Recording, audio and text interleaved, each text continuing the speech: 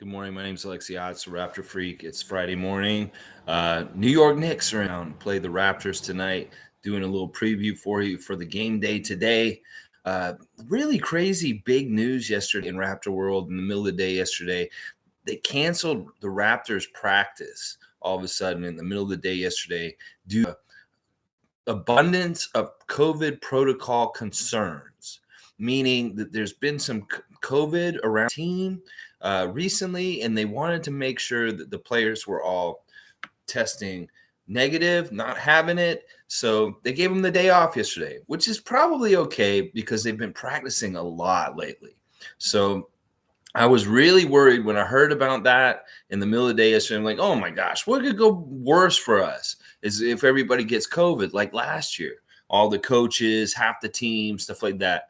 But apparently nobody on the team has tested positive so far from what I've heard at all. So the team seems like it's pretty safe, that they did the right things and kind of making sure, but we shouldn't miss a beat or anything. But it's not like we don't have enough injuries already.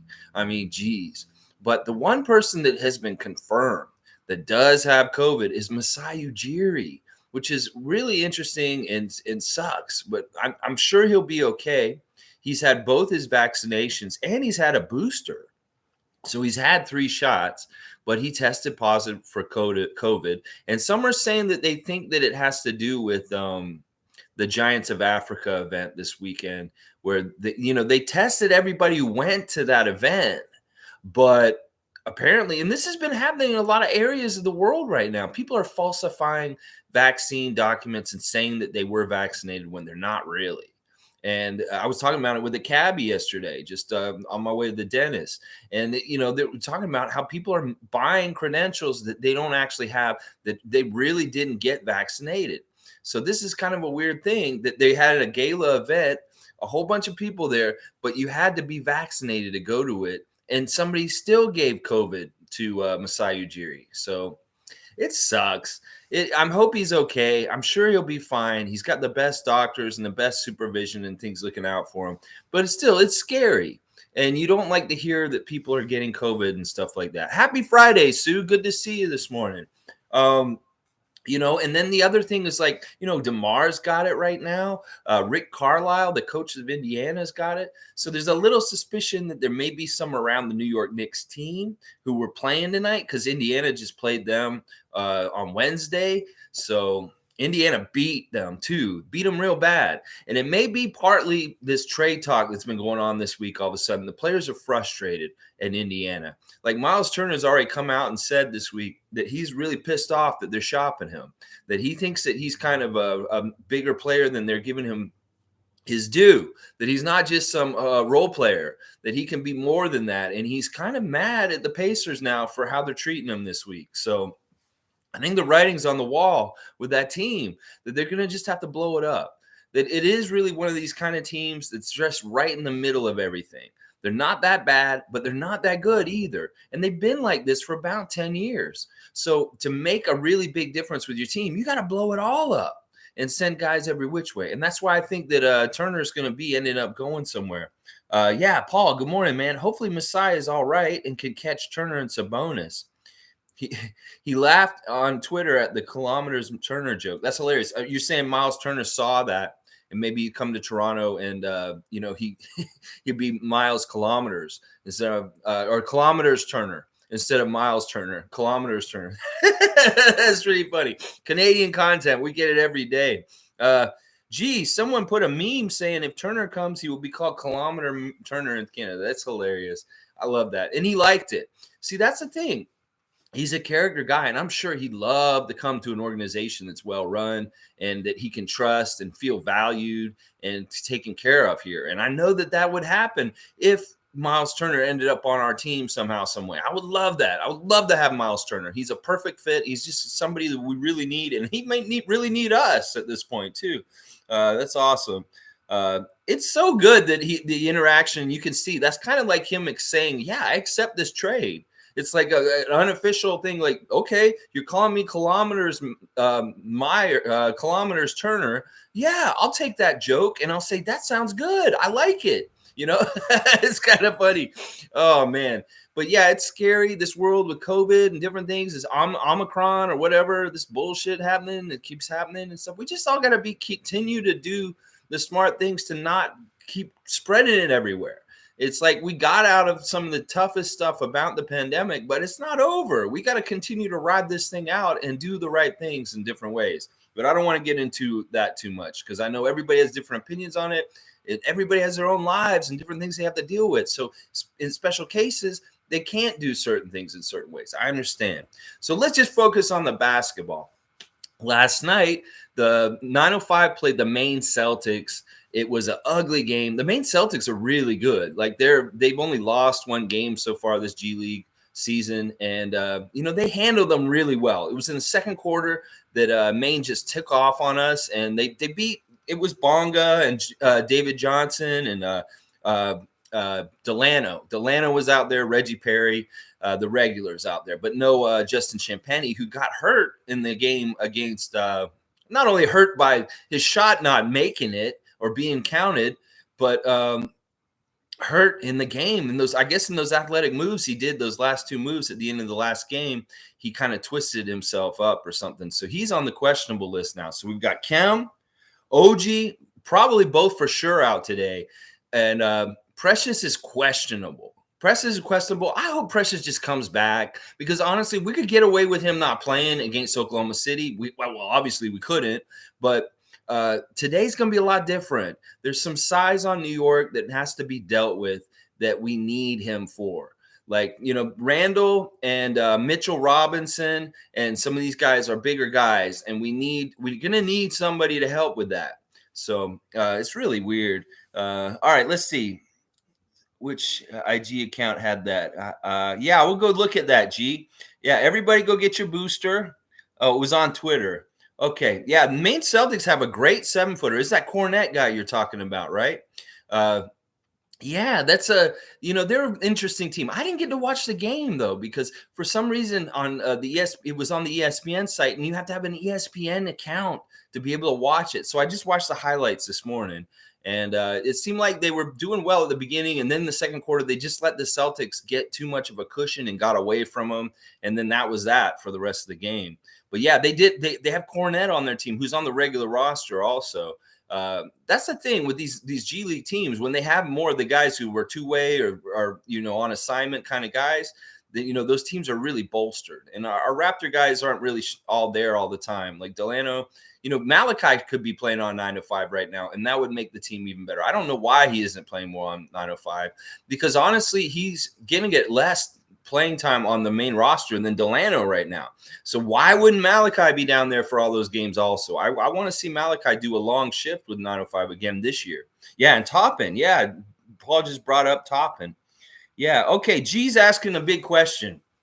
Why are Raptor players always getting hurt? I know. I'm sick of this. It's pissing me off. It seems like we can't have everybody healthy all at once. And like some of these injuries are little ticky-tack injuries. And I know in the old NBA, guys used to play through some of the stuff that they're getting sitting out for right now. That we've become a little softer overall as a league. That, Isaiah Thomas playing with a broken hand or somebody playing with a broken foot, those days are long gone because this is all about money and investment and the players looking out for themselves and their livelihood in the long run. So they give them that option. You say, you shouldn't probably play because this could be this and this and this. But a lot of these injuries, in some ways, I feel like they could still be playing. Like there's probably Kem and OG probably could have been playing in some of these games in the recent past because their injury hadn't been too bad on things, but they're being overly cautious that they really want to fix it before they can come back. But it's annoying. It's annoying because we want to see this team at full strength. And it just seems like different people are getting hurt at different times and all this other stuff. I'm sick of it. Because I really believe in the Raptors organization with their strength and conditioning, their medical staff, Dr. McKechnie. These people are really top notch and they know what they're doing. So the sports science, sports medicine should be in effect, helping these guys get ready and get back and be back. And I don't understand. Like I said this week, it's mystifying to me that the hip pointer and the swollen knee are the two things that are keeping these guys out for like almost a month now. This is messed up. Like we need OG to get back. And, a couple weeks ago, they were saying OG wanted to play, but they wouldn't let him. So what is going on with this? I really, really am sick of these injuries. Can we get one of these two guys off this list somehow, some way? But no, they say, oh, they're out indefinitely. We have no idea what the timetable is. So what the fuck? Come on, we need our dudes. I'm sick of it. We have the best organization for taking care of our players and ensuring that we don't get injuries. And we've had a good run of that. Like around the championship, we had a lot of good run where we didn't have a whole bunch of key injuries. But last year and this year, between COVID and the stuff now, it's just been a nightmare. Like, we don't want any more guys out. We want our full squad so we can actually see what they can do. Oh, my gosh. Sue, hey, Lex, what do you think OG is out so long? Doesn't a hip pointer usually take 1 to 3 weeks to heal? I know. That's what I'm saying. If it's a really deep bruise or like something structural that they're worried about, then I can understand maybe. But normally this kind of injury is not something like what he's been out for. And it is really mystifying to me. And I don't like it. I really don't like it. I really want to see him. I mean, are they holding guys out because they understand they have too many guys to put in the starting lineup? So they want to give Scotty more time in the starting lineup because they don't want to have to come to the conclusion when all these guys come back that Scotty's going to have to go to the bench? Are they holding that off? Is that part of what's going on here? I don't know. Graham, can we beat the Knicks with all our injuries? This is a great question. The Knicks have no injuries. I'm looking at the other side of the court, and there one guy on the list is Nerlens Noel, but he's probable to play tonight. So they're probably going to have everybody. But there's an interesting thing that happened in the Knicks since we last seen them. They had Kemba Walker playing as point guard, and everybody in New York was really happy that Kemba's there because he's a New York guy. They got a New York point guard running the Knicks. It was a big hurrah, woo, like NBA Chef talks about it all the time. New York point guard. But Kemba sucks. Kemba is ruined for some reason. I don't understand what happened to Kemba Walker. So they've had to bench him. They've not only had to bench him, he's out of their rotation, which is crazy to me. This is a guy who went from being a top-level all-star, one of the darling point guards in the Eastern Conference, and now look where he is. He can't even be the starting point guard on his hometown Knicks for some reason. So that's very interesting to me that Kemba Walker is no longer really a part of their plan and that they're actually shopping him. They don't want him on the team all of a sudden. So there are issues with the Knicks. And obviously that kind of shows it right there, the whole situation with Kemba and the fact that really since we've seen them, when we beat them earlier this season, they've really been losing a lot of games since then. Like they started really strong and then they had only lost one game and then we beat them their second time. And then since then, now they're an under 500 team and they're right next to us in the standings. So they're having a real hard time winning games right now. And that's the thing. We need to really capitalize on this. We don't need another team to get a good feel-good win against us, whether it's Memphis or Oklahoma City, Boston, whoever. We don't need these teams doing this to us right now.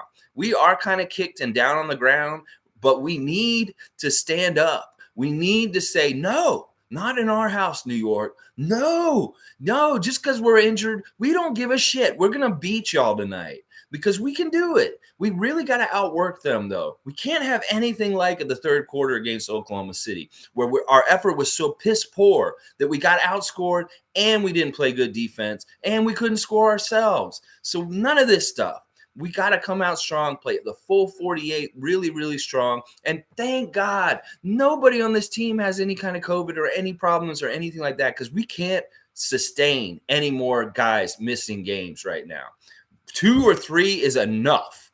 If we are missing 4 or 5 guys a game, that's big trouble for us because we will have no depth. No depth. We barely have any depth right now with the injuries we have. We lose 1 more guy or 2 more guys, it's big trouble for us.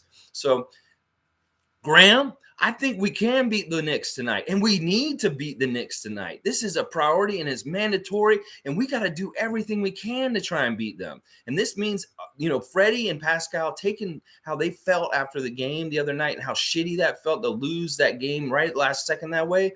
Fred needs to come out and really make sure he's perfect tonight and kick some motherfucking ass. And Pascal needs to do the same thing. If Pascal can operate. Now, these guys can wrap up Pascal a little bit easier than some of the other teams we've seen recently. New York can try and guard Pascal, but I want to see him shake free and get going. And Gary Trent could be a huge factor in this game tonight. If he's hitting his shot and all kinds of stuff, we need the keys to victory to happen. That's out energy him, beating him on the rebounds, and getting an efficient flow on our offense right from the start. So I think we can do it. Oh, yeah. Oh, yeah. All right, let's keep going. Gee, could it be they don't want to trade OG? Because in any trade, people will ask for him, probably thinking too much into it. You mean they're not playing him because they don't want to showcase him because people keep asking to trade for him? That's an interesting thing. I don't think that would be it. Because honestly, it doesn't make any sense to me. Like, I know that our injuries have been pretty much like around for over a year now, all of last year and this year. And it just sucks. It's just like, can we get our full roster available at some point, somehow? Paul B, I think we need to trade for Turner. This isn't a tanking year. Why would you pay Siakam $30 million to tank? What kind of investment is that? Either trade him or let's win. Yeah, I don't believe in tanking. I never have believed in tanking. If the management is shadow tanking by holding guys out for injury and games and stuff like that, that's bullshit. I hate that. Quit that. Go ahead and put these guys in and play them. Because honestly, shadow tanking doesn't work, or tanking in general doesn't work. So yeah, get Turner. Do what you got to do, Bobby Webster. Make it happen. Do what you got to do and get Dragic to be a part of it for sure, if you can. Oh, yeah. Paul says he'd trade Dragic for Kemba. You know, I would do that just because we'd probably get a player and he would add to things. But who knows? He could be a problem also. But I don't think he's a character guy that's a problem. I think it's more that his play sucks. That he really has been kind of slowly ruined since he left Charlotte. That like each move since Charlotte has kind of ruined him each time he's gone to a different team, whether it's to Boston and now to New York. So it's like, ugh. Okay, Alistair, in the post-game conference, Nick Nurse was being a hypocrite and not owning up to his mistakes, calling out Svi and others for being soft and unenergetic, but refuses to change the crap defensive scheme. Wow, there's a lot there that you're saying right there. I do think that Nick Nurse isn't taking enough accountability for the things that he's not doing with schemes and rotations, but he is right, though. That third quarter was completely unacceptable. Svi, in particular, didn't look like he belonged on an NBA court in the Oklahoma City game, which really is disappointing because that's his last team. You would think he'd want to get out there and show something to that team and mess them up.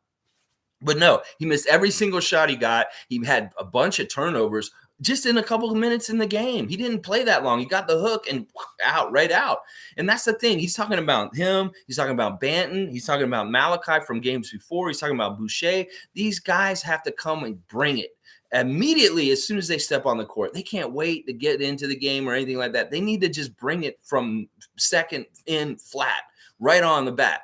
Go right into the game and just start making good things happen, because that's really what he needs from the MO of this team is energy and going all out. And if the starters are doing like 6 or 7 minutes to start the game, expending their energy like crazy, and they're doing a good job of keeping that energy up, and all of a sudden we have new guys in fresh, but they're not matching that kind of energy, that's a big problem. And that's what he's talking about right there. Is he wants to have more confidence to be able to play his bench more, but they're not showing it yet. And I realize that to a degree that is why he's hamstrung and really feeling like trapped in some ways. That he has to play Fred and all these other guys so many minutes because he has no confidence in his bench to give him the kind of quality contributions in each per minute right now, because some of them are not doing jack shit when they get out there. And that's really what it is. But I agree. I think that Nick Nurse needs to, he's not going to just talk about where he messed up over and over again each press conference, because he wants to keep his job. So he's going to talk. He'll talk about what the players are doing wrong, and maybe he'll admit here and there where he may have made a mistake somewhere in the game. But in a lot of ways, it was the players' fault. Oklahoma City third quarter. Oh, yeah, that was a big problem. I'm a fun guy. We mostly struggle against young, fast, rebuilding teams. I know. It's weird. We do really good against the older veteran teams. Like, I'm going to love when we play the Lakers because we're seeing what happens when these young, energetic teams play the Lakers. They eat them up. And those are the two types of teams in the league right now. Young, up-and-coming teams like us in Oklahoma City and Memphis that have a lot of energy and play all out. And then you have these older veteran teams that kind of cruise and pick their spots and try and win with their minds and playing, like, manipulating the game the way that they've learned as vets over the years. So when those two kind of forces clash, in some ways we lose against other energetic teams just because of our depth right now. Because we're a threadbare with our rotation and how many good quality players. Like, if we were full strength, we'd beat the crap out of Oklahoma City. We'd beat the crap out of Memphis. But because we're missing OG and Kem and maybe one other guy thrown in there like Precious, that we can't match their energy full all out because we don't have enough guys. We don't have it for it. So I think that's part of the problem with that when we do play these older veteran teams, like, where is New York on this spectrum? Let's think about that right now. Are they one of these older veteran teams or one of these younger veterans? I think they're somewhere in the middle, right in the middle. And they may not be more apt to be more like active and young. They may be more like going in the direction of the veteran kind of side of things. So, but that's a really good point. I'm a fun guy. That makes a lot of sense, that the young, fast teams are matching our energy, and maybe they're getting a couple more breaks with shots going in, or just like having more success with getting into transition or whatever. It's some of these different things that happen in these games. Is every single game is like a different snowflake. It's like a snowflake outside. They're all have their own individual imprint or fingerprint. And each time we play a game, it's going to get laid out and happen a certain way. And this last one was really disappointing, but there was a lot of good stuff in that snowflake pattern also in the last one. So we'll see what happens tonight with the pattern that unfolds tonight. And I really want to just see us play a strong effort and beat them like we did last time, because New York is someone we should get up for, and we should try and beat every single time we play them, because in a way they are one of our biggest rivals. So, all right, Nick Nurse is to blame for Oklahoma City runs in the third, criticizing players, yet needs to pick up on the fact that we are struggling to win with little bench production, but without a center, we don't win at all. Yeah, I mean, I understand what you're saying with Nick Nurse, that he, I didn't like his rotations at all in the third quarter, because in the third quarter, he should have been finding the starters came out flat. They didn't do much. They let the team start coming back. And then when he was bringing guys in, he didn't find the right combination of spark or like thing. And that's where I fault him, is that you have a bench, pick the right guys. Like, maybe Malachi was hungry at that moment and he should have played him to get on Shea. But Shea is a bigger guard, so maybe he was like, I can't play Malachi against him because he's just going to shoot over him. He's going to just kill him.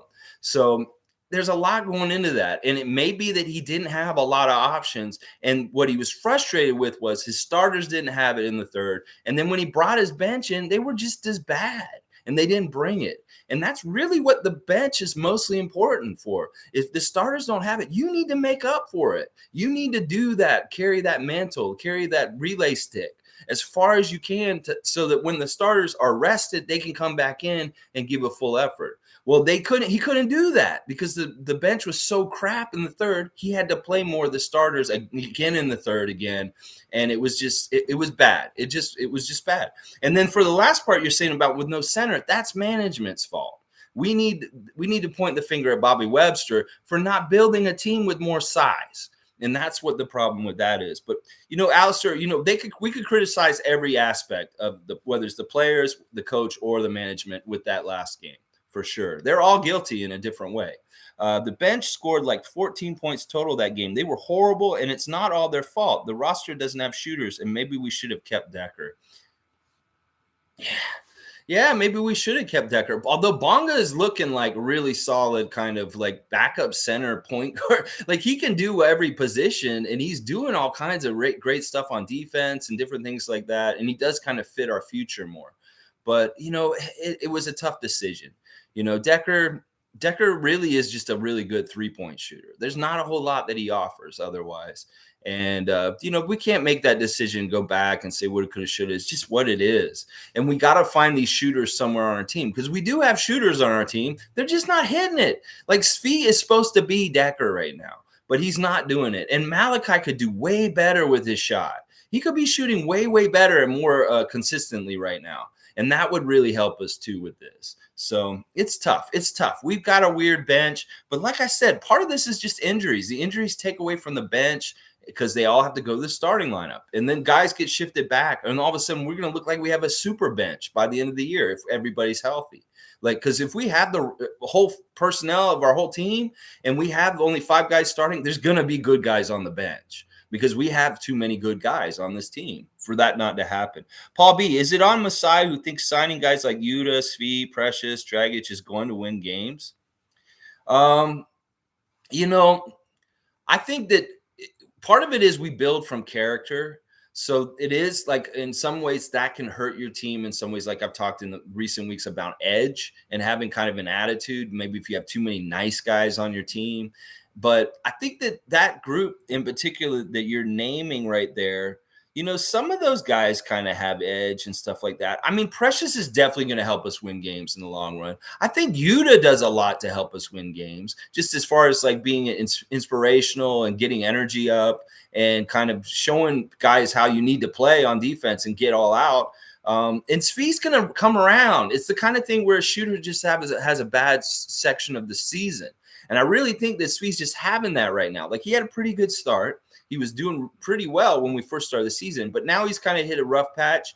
But he's going to turn around. He'll start hitting those shots again, and we'll all be like, oh, my God, he's so good. I'm glad he's on this team again. It's just right now he looks bad because he's missing way more than he's making. So it's a real problem. I'm a fun guy says, I'm sorry, but Bonga cost us that game. You're talking about Oklahoma City or the game against Maine yesterday? I'm pretty sure you're talking about Oklahoma City. Is it because he didn't come out and get Muscala on the 3-point shot? Was he in the game at the end like that? I don't know. Bonga is a weird player. He can do some really good things for you all of a sudden, like defensively, like a block or something like that. But then he does screw up at times too. Like he will turn the ball over. You're right. Andrew, whoa, I haven't seen you in a bit. Let's go. Knicks are pretenders. I think you're right. Just like the Washington Wizards, they're kind of been one of these top Eastern teams that has turned out to be a pretender. They're not necessarily as good as their record was in the beginning of the season. I thought they were better than they were. I was really hoping for some of my New York Knicks friends that are fans of that team, that their team would finally be not hot garbage. But maybe it's just not going to be that way for them. I don't understand it because they've got a lot of good players. They've got a good coach. They kind of seem like they're heading in the right direction. But it may be that like with us also that you have to be completely all out and every night because the NBA is so much more parity this year. Parity means everybody's more equal and fair. Everybody has more of a chance at it. And there's not so many, there's not like a half dozen super teams that are just killing everybody. And then a bunch of crappy teams in the middle that's kind of in the middle. I think the middle is expanded. And there's very few elite teams and very few crappy teams now. So this is part of it, is that it's just the middle has expanded. Unlike in the economy in the real life, the middle class is shrinking. The middle class is expanding in the NBA. And that makes it so that on any given night, most teams can beat you if you don't put out a good effort and you don't have your best talent out there. Because they may have their best talent. And that's part of what's happening with the Raptors. That's part of why we're losing games that we shouldn't lose, is because we're injured. And also, the NBA is just way better this year for some reason. Like, there's not a lot of bad teams in this league this year. There really isn't. So, let's see. We kept Bonga over Wainwright and Decker. Wow. Bonga was bad, and I wanted him to be decent so badly. Bonga I don't even know exactly what you guys are talking about because I've only seen him do mostly good things. And for the most part, he hasn't really gotten a whole lot of run. I know that Nick Nurse is high on him, and he does really fit our scheme for the future. And he can handle the ball. He can block shots. He can guard point guards. He can guard centers. He can, he rebounds pretty well. There's a lot of good things about him, and he's super young. So I don't know. I don't understand why you guys are all down on Bonga all of a sudden. Maybe you made a few mistakes here or there. You guys said he cost the game.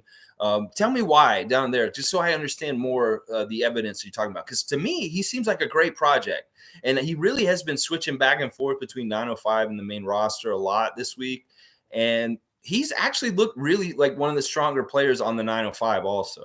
So maybe part of it is I'm seeing a lot of him on the 905 team, and he's good, guys. Like, he's one of the best players on the 905. He does a lot of good things there. But the one thing he does do that is a problem is there's still a lot of turnovers.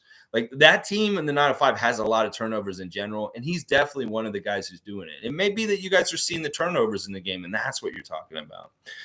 Let's see. Alistair, now your point of bringing Scotty off the bench sounds better. Yeah, it just makes more sense because he's a glue guy. He can offer a whole lot of different things in different moments and what we need. And it's something about being on the bench and having that perspective and being able to see from the outside what we need in the moment, maybe when you're coming in. And then he can focus specifically on something. Instead of just coming out in the game and just playing in general and just letting the flow of the game come to him, maybe we bring him in off the bench and we specifically start running the offense through him immediately when he comes in.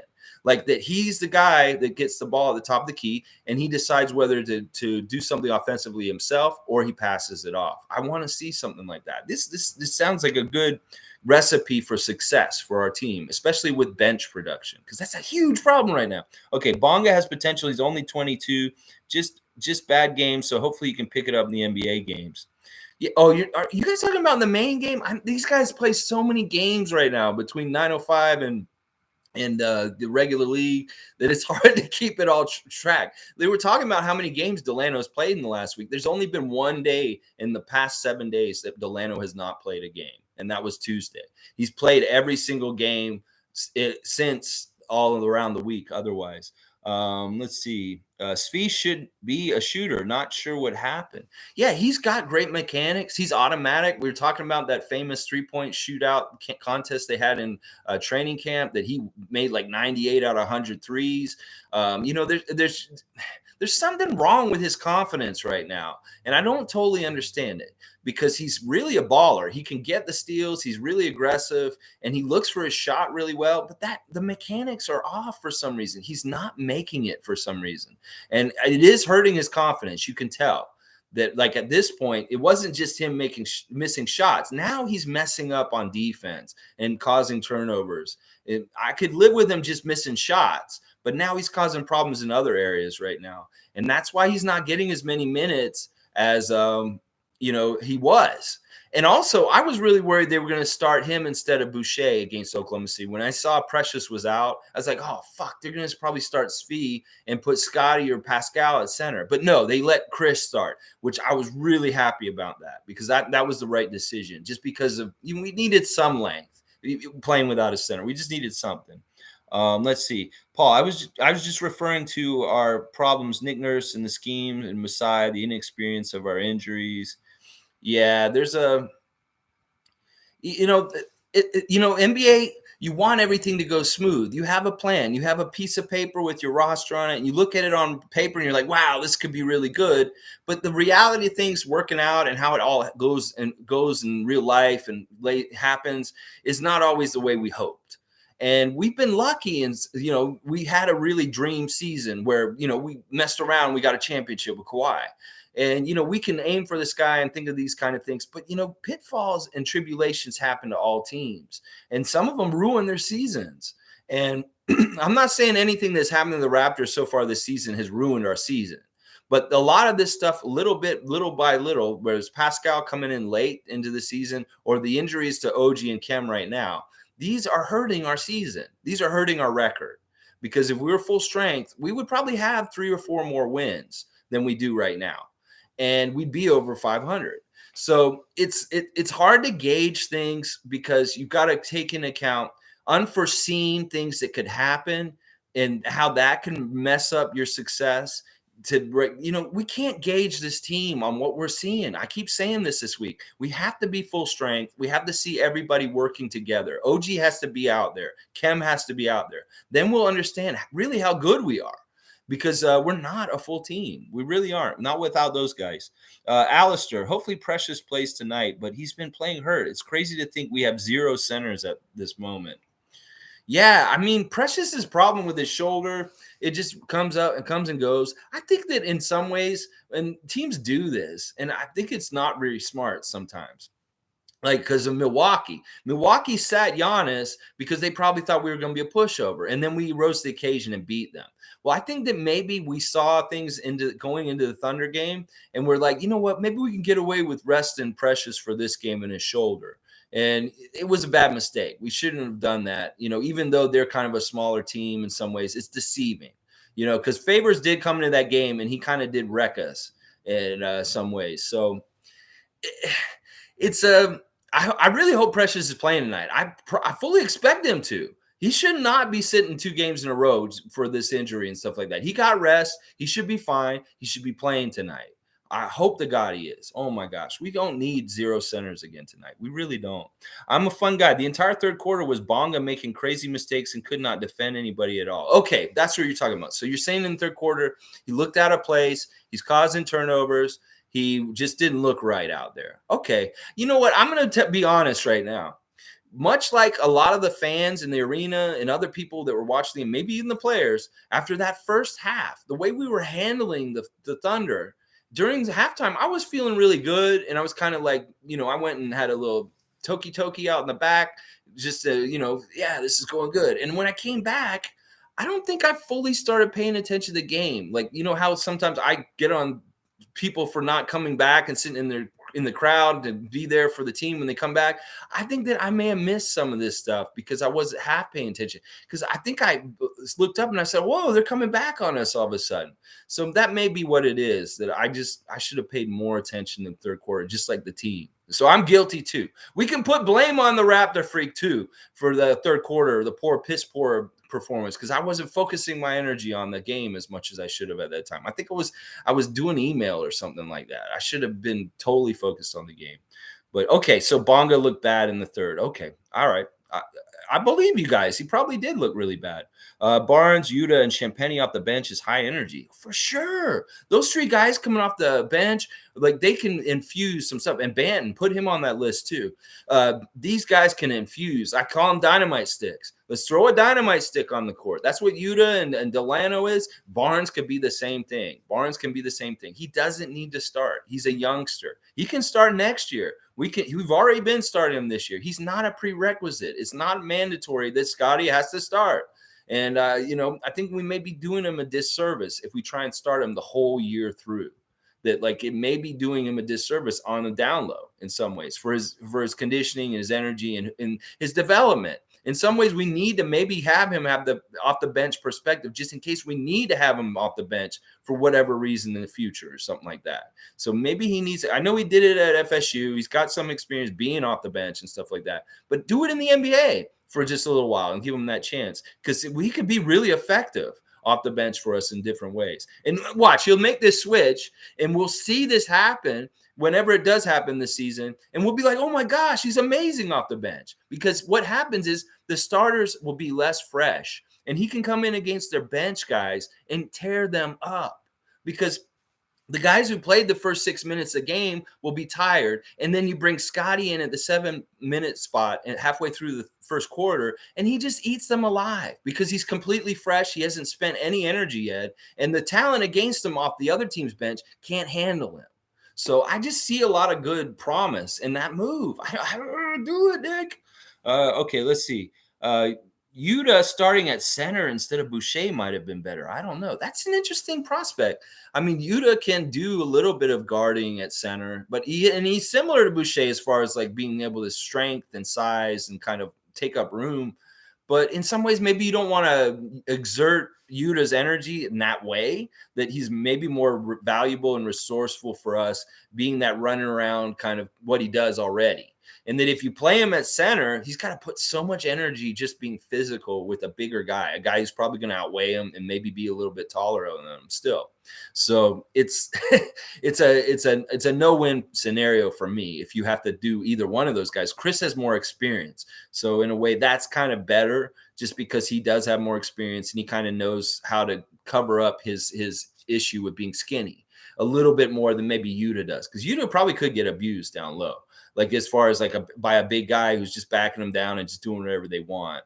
But that's an interesting thing, and they've talked about playing him at center in different ways, like against a slider center. Like if he's playing Porzingis, maybe if he's playing somebody like that, Alex Pozolowski or whatever guy off the bench, sure, have him guard him for sure, like these other skinny guys. But when it's a big guy with some beef, like Favors, no, you don't want you to trying to cover Derek Favors. That's not a good thing to go into. Let's see. Alistair, trading Pascal for Turner, not worth it. I think a cheaper big is better, like a Moses Brown. Yeah, I don't even know, the names have been thrown around, so many different names for Miles Turner with Indiana in that trade. I know OG's a big one that they keep saying, but honestly, can we just trade Dragic, the guy that we don't need?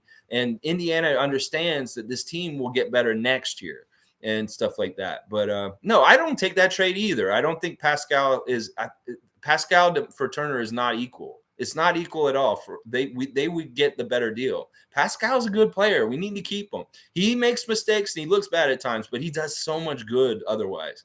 So I agree with this completely, Alistair. We can get, even if we don't get it, the Sabonis Miles Turner sweepstakes, there's a guy that may be just a little bit less, like contract wise and also talent wise, that'll fit just as fine.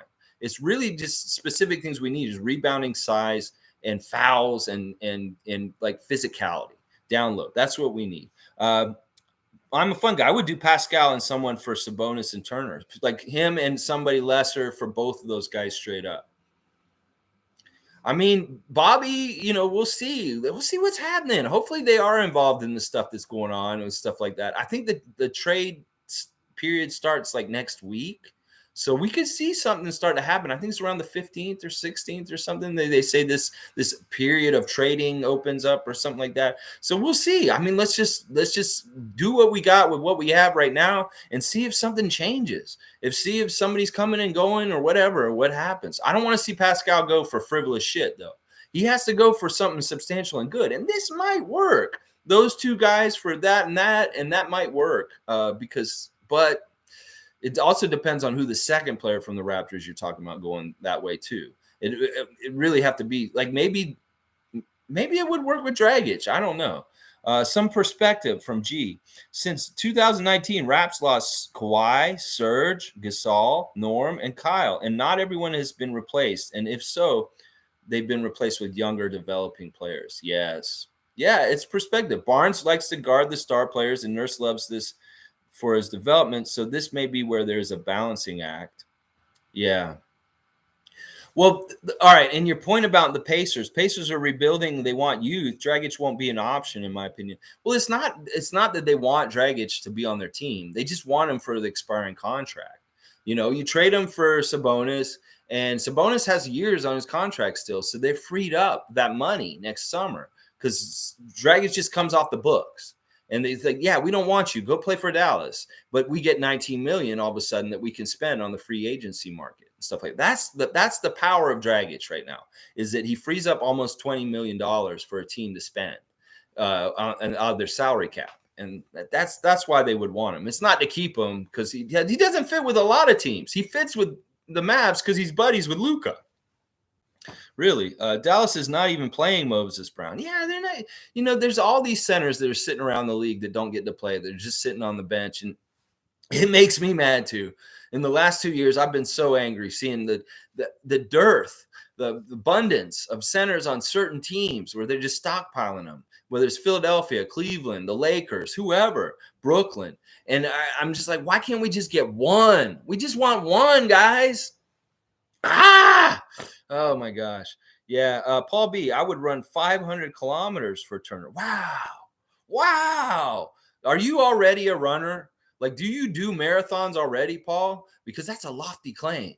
Like, you would do that. I mean, that's impressive. Like, I could see, hey, If we could get the deal done, it's like, all right, this guy, Paul, he's going to run 500 kilometers, then you play for us. And he's like, yeah, if he's going to do that, yeah. And I'll even change my name to Kilometers Turner. Oh, yeah, I love that. I'm a fun guy. Yeah, Pascal only goes for a super trade for Raptors. No pennies on the dollar. No, none of this bullshit from the past, like how we traded Vince Carter or any of these, the whole thing with Bosch, how he left. None of this stuff. We don't want to trade good assets and get shit in the reverse. We don't want like 4 Aaron Williams and Eric Williams, like all these Williams in a deal. Like, we don't need no Alonzo Mourning trade. None of this kind of stuff. It's got to be something good. Trade Kem and Malachi and Boucher for Turner. Whoa, that's a lot, man. Honestly, Kem is not that much worse than Turner. I think Kem is almost equal to Turner, actually full potential in some ways. Like, Kem's still developing. In some ways, Kem could be a way better player if we gave him more minutes, and we've seen him out there. He could be a double-double machine just like Miles Turner. So I think you're undervaluing Kem Birch on this one, and Boucher also. Oh, you're making the Proclaimers joke. Oh, gosh, Paul. That's an old song. You just showed your age. But no, Andrew, no, we can't trade Kem, Malachi, and Boucher for Miles Turner. That's way too much. We better be getting Malcolm Brogdon in that deal too. That's what I'm saying. But no, all right, today, the Knicks. The Knicks are susceptible. The Knicks are a team that are having ups and downs and problems in different ways.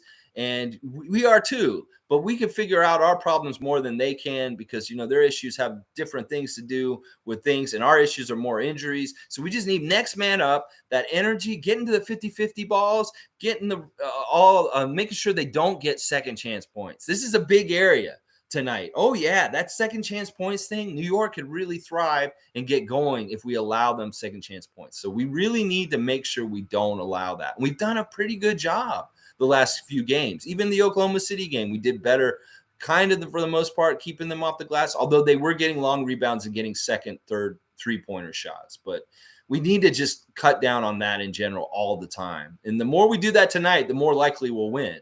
And obviously, we need to make all our free throws. Fred and Pascal can't miss 2 free throws like they did in the last game. That's just can't happen.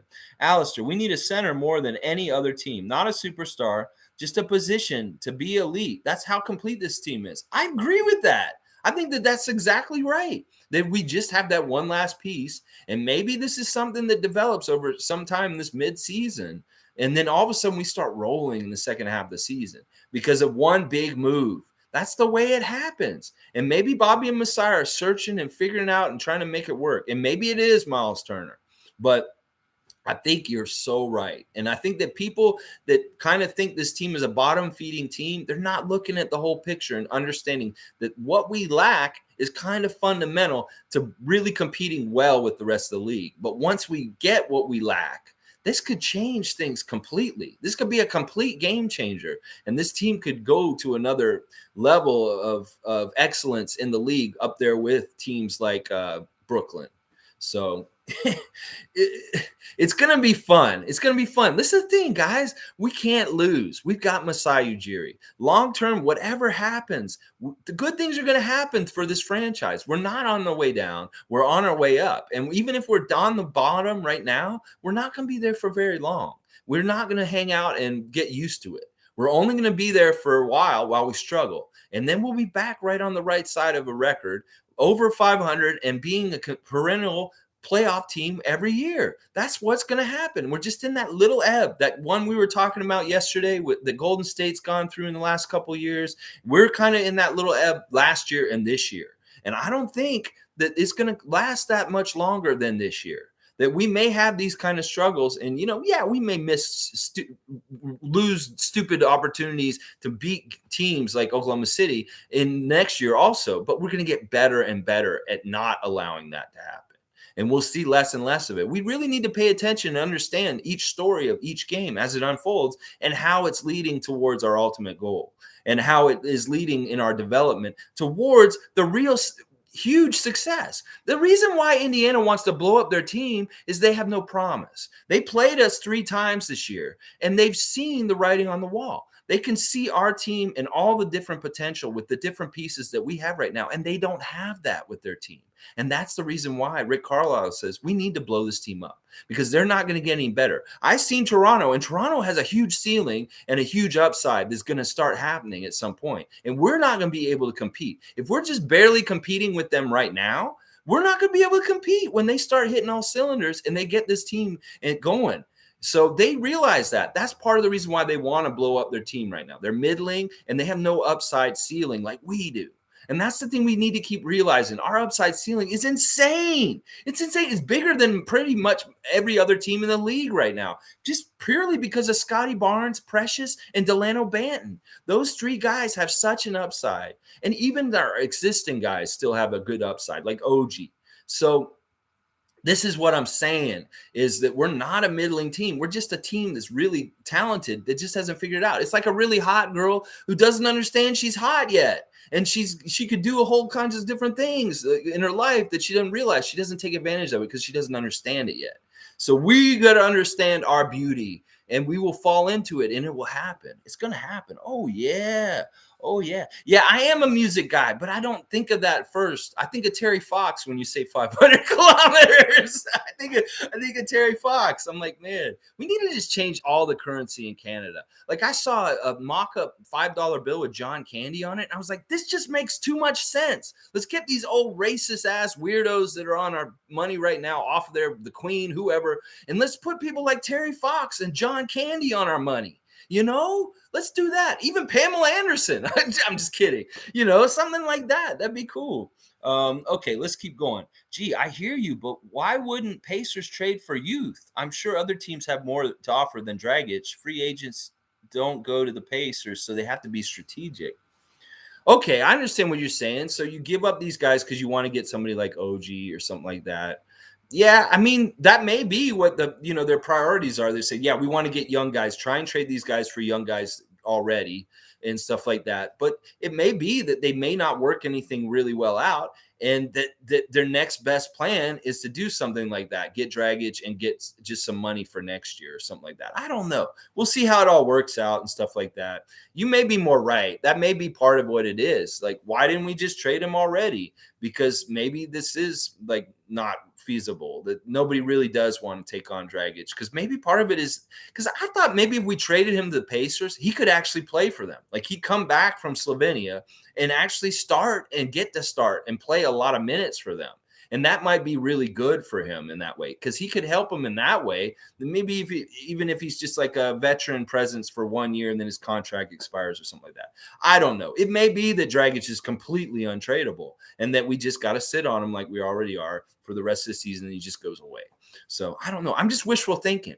Sometimes I'll just talk about something and maybe it's because I want it to maybe kind of like materialize. So if you say it and put it out there, sometimes it happens. Some say, let's trade Dragic. Keep saying that over and over again. Maybe it'll happen. I don't know.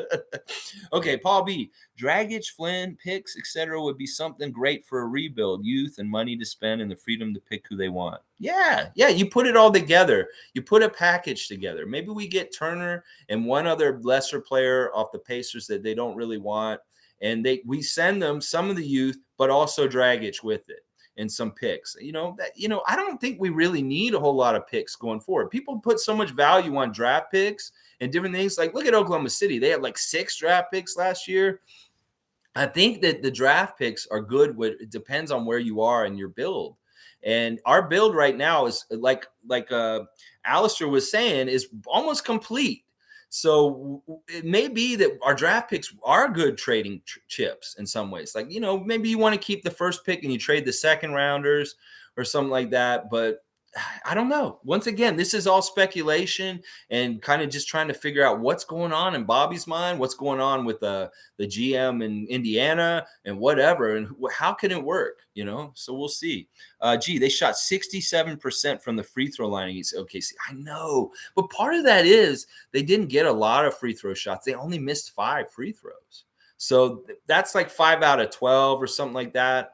So that's part of it is there. But they need to make those, especially the technical ones. Like Fred, you're designated as the best free throw shooter on the team, and you're getting to shoot the defensive 5-second technicals, and you're missing them. You know, they got a technical on one of their players. It was Shea. He said something to Gary after he hit a shot, and they called a quick technical on him. Well, Fred went and shot that technical, and he missed it. So it's like, don't let him shoot the technicals if he's going to miss it, Nick. But he should be the one shooting the technicals because he is mostly steady Freddie. But for some reason, he didn't in that game. And that pissed me off. I was like, what are you doing, Fred? That's not what you do. And when Pascal missed too also, I was just like, you know, and I was hoping it wouldn't matter, but it did. It did end up mattering. It did really matter. I'm a fun guy. 2 more solid centers would push us so much farther along. Yeah, I even just think just one real center, not a half-ass center, not a power forward that's acting like a center, a real center, a guy that could actually get out there and guard Jokic. You know, somebody who could actually guard Embiid like Gasol used to be able to. That's what I'm talking about. Just one. But if we got 2 power forwards on the side, I don't know about roster spots and how that would work. Sure, that would work too. But we just need a little bit more beef up front. I'm really seeing it. Okay, let's see. Alistair, the light at the end of the tunnel. Oh, yeah, there's a bright light at the end of the tunnel. Like, we're in that tunnel, but we can see a utopia at the end of the tunnel. Like, and this isn't even like a bright sunshine from a natural sun kind of light. This is like a rainbow, beautiful, crazy world. Like, this is like Roger Rabbit shit, where you drive through that tunnel and you're in a cartoon world all of a sudden. And it's crazy because the car is talking to you. So this is what I'm talking about. The light at the end of the tunnel is a beautiful, amazing place.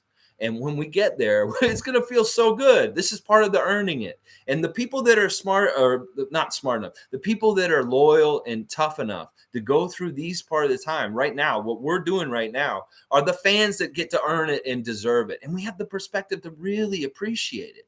Some of these fans that just come and show up when they're winning, they don't appreciate it because they don't understand what took and how long it took and what it took.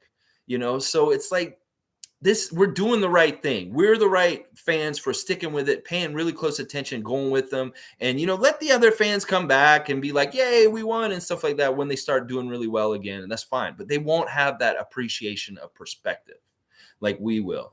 And that's what, and then we'll feel better about it too. When they won the championship, it felt so good to me because of all those years of all of the sadness and the different things that happen at the end of the year when we lose to LeBron, get swept by LeBron, or, you know, that Nets series where Kyle Lowry got fouled by Paul Pierce in the lane and they didn't call the foul because they wanted the Nets to win at the last second. Because if he had gotten foul shots, we would have won because he would have hit them.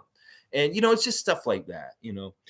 Corny, I know, but these losses will make the win sweeter. That's exactly what I was talking about, G, just now. You said it. It's almost like I just kind of read your thing ahead of time, and I was just saying partly of what you were just saying. That's exactly what I meant, what I just said. Pamela Anderson on the 100. I see you. Yeah, put Pamela somewhere on there. Let's get some good Canadian icons that have no links to slavery or like indigenous like genocide. Let's get some like people that were like that are more current and are real heroes. John Candy is a hero for Canada, and he would be amazing on our $5 bill. Terry Fox is somebody who needs to be on there. There's so many other great Canadians that have done amazing things in the recent past that we could put on this money that would be much more better than celebrating a British monarchy or some old prime ministers that were kind of dubious as characters at best. So I love it. Maybe Pamela's not the right one. I just was naming a Canadian off the top of my head. Maybe, you know, I know that we have John Candy, so I guess Michael J. Fox wouldn't really be a good one. I mean, we don't want to go too on the comedians. We want to get different people from different places. Like, what about Gretzky? Put Gretzky on the 100. There you go. Number 99. You give him another $1, he's 100. Oh, yeah. All right, let's see. Gee, I have a feeling Simmons and Philly will get in the 3-way trade with the Pacers. You know what I'm hearing in the last couple of days about Simmons? He wants to play for the Spurs. He's trying to get traded to Popovich right now. Like, they're trying to make a deal between San Antonio and Philadelphia to get Simmons with Popovich. That's what I'm hearing. So I mean, but that it could be possible. There's a lot of talk with Kemba right now. Also, Kemba coming to town tonight. He's on the trading block. Like they want to trade Kemba different ways. Like Kemba for Bobby Simmons or whatever. Or I always call him Bobby Simmons, Ben Simmons. Okay, let's see. Guard Brook Lopez. Guard Brook Lopez. I'm sorry, I don't know the context, Paul. After Kawhi hit the shot, I took the family to Dairy Queen and made the person put "Let's Go Raptors" on the cake. This was in Wisconsin. Oh my gosh! And that was before we played the Bucks in the Eastern Conference Finals. You went, man, you're ballsy, Paul. You're ballsy going to Dairy Queen in Milwaukee and doing that, or in Wisconsin. Wow. Yeah, let's get another cake for sure. Okay, guys, we're just right at an hour right now. I really appreciate y'all being here for this preview today. I like our chances tonight. I think if we just could have put a good effort out there like we did the last time we played them, we can do all right. But it really will help us if we get Precious back tonight. Like we need at least one of these big guys to do something down there. And the more we go through this season with a pieced together team with injuries and different things like that, I'm going to blame Bobby Webster and Masai Ujiri because you have the power to make the personnel on this team better. So do some little things, even little small moves, like bringing Reggie Perry up and putting him on the main roster as somebody we have extra beef off the bench. I would like that. That would be almost just enough for me at this point. But it seems like the management of this team is really weird. Like, I don't understand why these guys don't believe in centers. For 2 years now, y'all have been lacking centers on this roster. You have had time to try and fix this. And at times you've made moves towards it by getting Kem Birch and Freddie Gillespie last year. But you're still not doing enough, Masai and Bobby. You need one more guy. Just one more guy that's a real center, please. Okay, let's see what else is saying. Sorry, you were saying we want a center that can guard Jokic. Brook Lopez is another huge dude. That was the context. Oh, okay. Yeah, Brook Lopez. He's not the one that had the back surgery, though, right now. Because one of the Lopez brothers just had back surgery, and he's out for the rest of the year. Like, he's not going to be able to play at all. So I think maybe, was it Robin? I can't keep these guys track of who's who. I know the one of them's on Milwaukee still, and that's why they had to go get DeMarcus Cousins. I think it's Brook. Brook is still on the Milwaukee Bucks. But, yeah. Okay, guys, let's beat the Knicks. This is a team we hate. This is a team we have a rivalry with. This is the first NBA game of ever in the whole history of the league. Let's beat them. Let's beat them. Beat the Knicks. Let's go, Raptors fans. Oh, yeah, baby. I feel good about the game tonight. Let's get a good crowd in there that's real loud, a Friday crowd that's really amped up. The crowd was fantastic for the Oklahoma City game. They were really trying to carry them in the last quarter and chanted really loud. That was the loudest they'd gotten all season in that Oklahoma City game. Finally, we heard the real Raptors home crowd. So let's do that again tonight. And I love that Fred's doing this more in recent games, like getting the crowd up, like doing this, like acknowledging them, telling them to get up, because that really helps. And Fred, keep doing that. Oh, yeah, get them going. All right, yeah, Scotty, career high. Let's go. Number 4. You seen him on Instagram every day. He's pointing to, let's go. Number 4. Let's get it. Number 4, Scotty Barnes with the dunk. Woo!